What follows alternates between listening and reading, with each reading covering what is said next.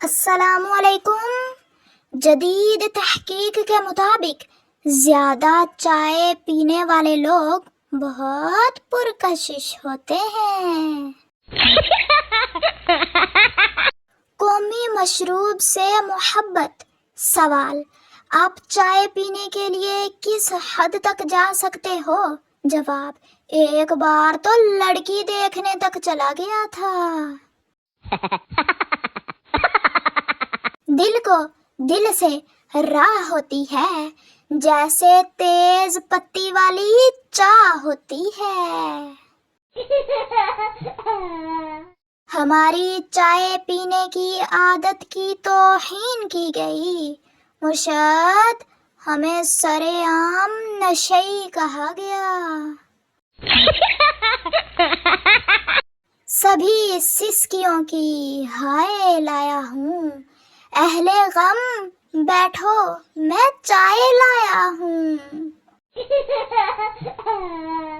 وہ دن کب آئے گا جب پیاری سی آواز آئے گی، اب آ بھی جائیں چائے ٹھنڈی ہو رہی ہے۔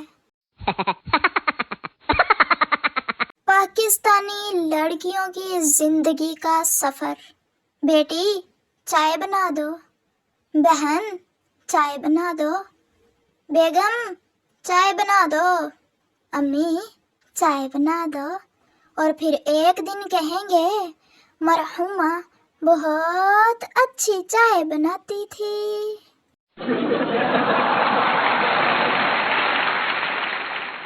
مجھے روکنے کا کوئی نیا بہانہ بنا لینا، میں جانے کی ضد کروں تو تم چائے بنا لینا۔ انسان اشرف المخلوقات ہے اور چائے اشرف المشروبات ہے۔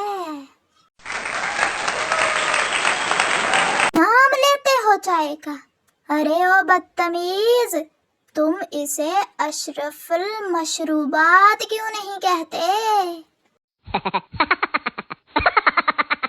مجھ سے فقط میری چائے کا کپ نہ مانگو، دل مانگو، جان مانگو، خواہ باقی سارا جہان مانگو۔ ہر گھر کی کہانی میں نے چائے نہیں بنانی۔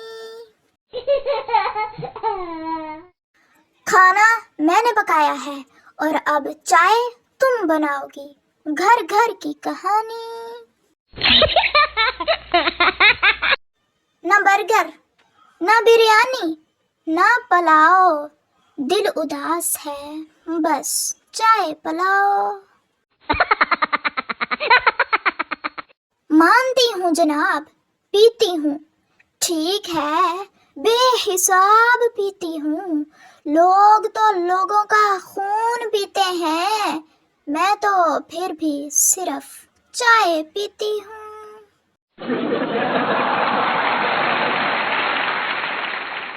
چائے سے اچھا کوئی نہیں، میں نے چشمہ لگا کر بھی دیکھا ہے۔ اس کی کافی کافی ہے اور میری چائے بھی رد ہے، یار یہ تو حد ہے۔